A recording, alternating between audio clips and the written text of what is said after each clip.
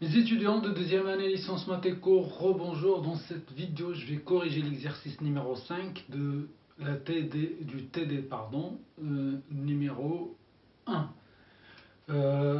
Cet exercice porte sur une fonction de production de type code de glace qu'on l'a déjà vu dans l'exercice 3. F est égal à x à la puissance a fois y à la puissance b. Je rappelle que dans le fascicule TD, c'est y x1 à la puissance alpha, x2 à la puissance bêta. C'est la même chose. Je changeais y avec f, changer x1 avec x et x2 avec y. La première question, déterminer les fonctions de demande d'input, programme de minimisation du coût.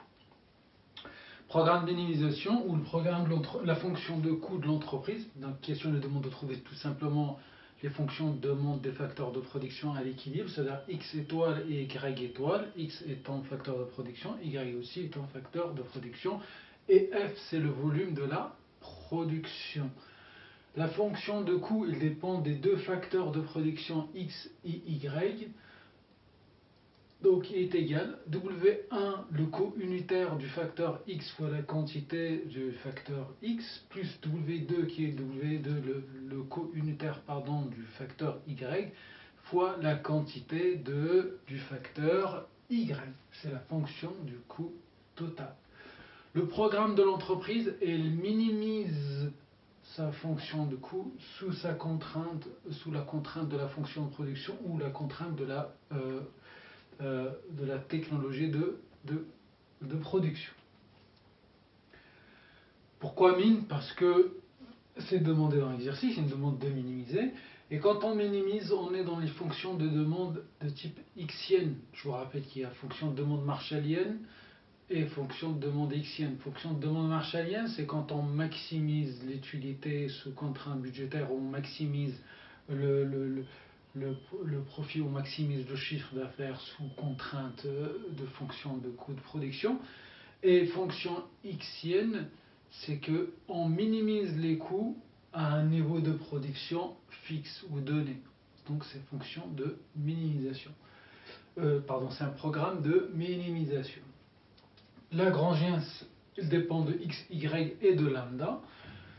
W1x plus W2 fois y plus lambda, facteur de f, un niveau fixe de production, moins x à la puissance a, y à la puissance b. En fait, c'est comme si on fixe un niveau de production et on cherche à réaliser ce niveau de production avec un coût minimal. Condition de premier ordre, on divise Lagrangien par rapport à x par rapport égal à 0, on cherche le point extrémum, donc on a dit que le point extrémum, la dérivée est nulle. Pareil par rapport à y et pareil par rapport à lambda. Je ne vais pas refaire ce système d'équation parce qu'on l'a déjà fait, et donc allez voir ou reportez-vous à la vidéo consacrée à la correction de l'exercice numéro 3. Le titre de la vidéo, c'est TD équilibre général, exercice 3, équilibre du producteur et fonction de demande des inputs ou de fonction de demande des facteurs de production. Donc la vidéo elle est disponible dans la playlist équilibre général. L2 équilibre général. À partir de ce programme, la fonction de demande de x à l'équilibre, c'est f, la quantité de production, à la puissance 1 sur a plus b, fois a sur b, AW2 sur BW2, le tout à la puissance b sur a plus b pour x, et la fonction de demande du facteur de production y ou d'input y, elle est égale à f facteur à la puissance 1 sur a plus b fois bw1 sur aw2, le tout à la puissance a sur a plus b. Voilà. La question numéro 2, fonction demande, ou la fonction, l'expression, il demande de trouver l'expression de la fonction de coût total de long terme. Pour trouver la fonction de coût total, tout simplement on reprend la fonction de coût qu'on a, c'est W1 x plus W2 y, et on remplace les deux facteurs de production x et y par la fonction de demande optimale ou la fonction de demande à l'équilibre. Donc ça va, le fonction de coût total, ça sera W1 fois x étoile plus W2 fois y étoile. Coût total et du coup donc x et y, il dépend que du niveau de production chaque fois, que de f. Pourquoi? Parce que tout le reste c'est une constante. A sur B c'est le paramètre positif constant, W2 sur W1 c'est le coût ou le prix unitaire le coût unitaire du facteur de production, c'est une constante, et tout ça c'est une constante. Pareil, c'est une constante, f fois une constante. Les fonctions demandent des facteurs de production, il ne dépend que du volume de production, que de f. Coût total, quand on remplace x, y, on aura une fonction de coût total qui dépendra que de f. W1 fois x étoile plus W2 fois y étoile. On remarque bien que f à la puissance 1 sur a plus b est un facteur commun. On le retrouve ici et on le retrouve ici. On factorise avec f à la puissance 1 sur a plus b. Ça nous donnera f à la puissance 1 sur a plus b facteur de W1 fois cette expression plus W2 fois cette expression. Et pareil, donc W1 c'est une constante, c'est le coût unitaire, c'est le marché qui le fixe, le coût unitaire marché bien sûr de matières premières, des facteurs de production. W1 des constantes. Donc,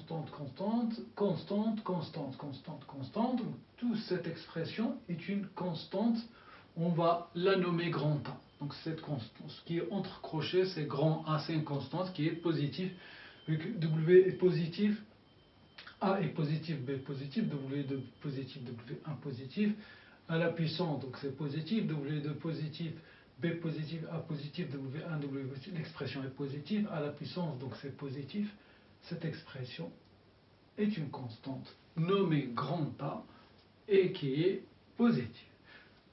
Conclusion, le coût total de long terme qui dépend que de f est égal.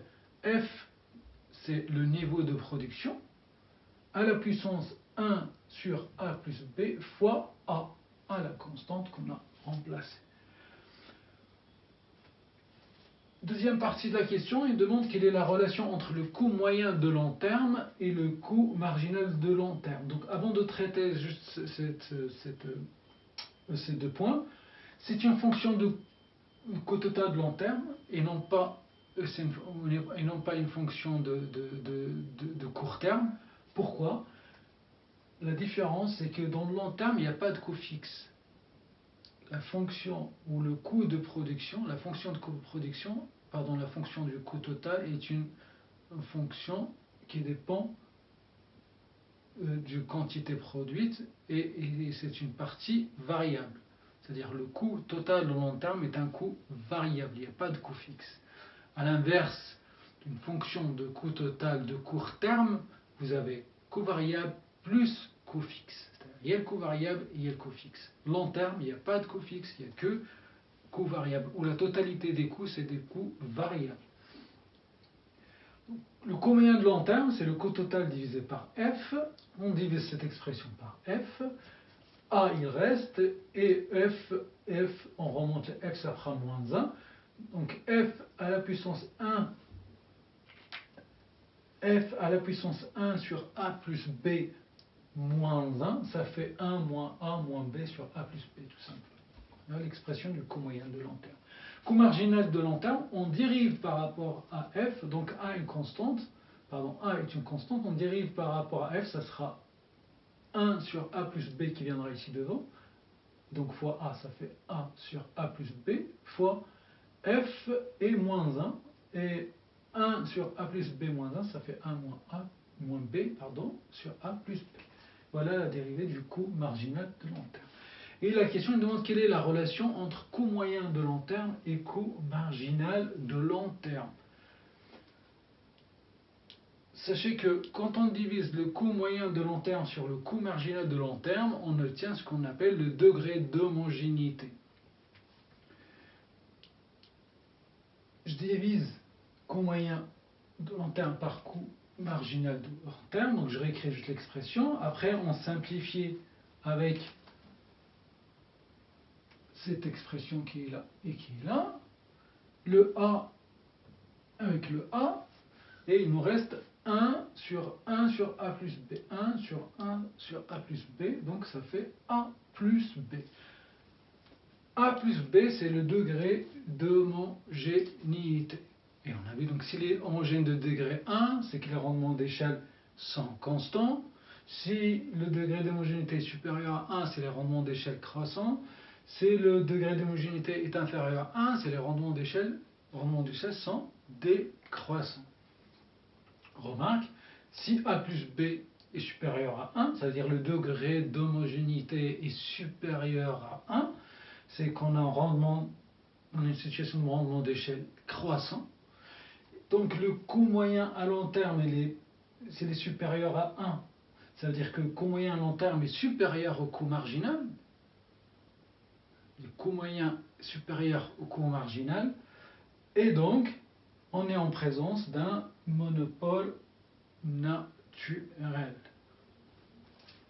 Donc voilà, j'arrive à la fin de cet exercice.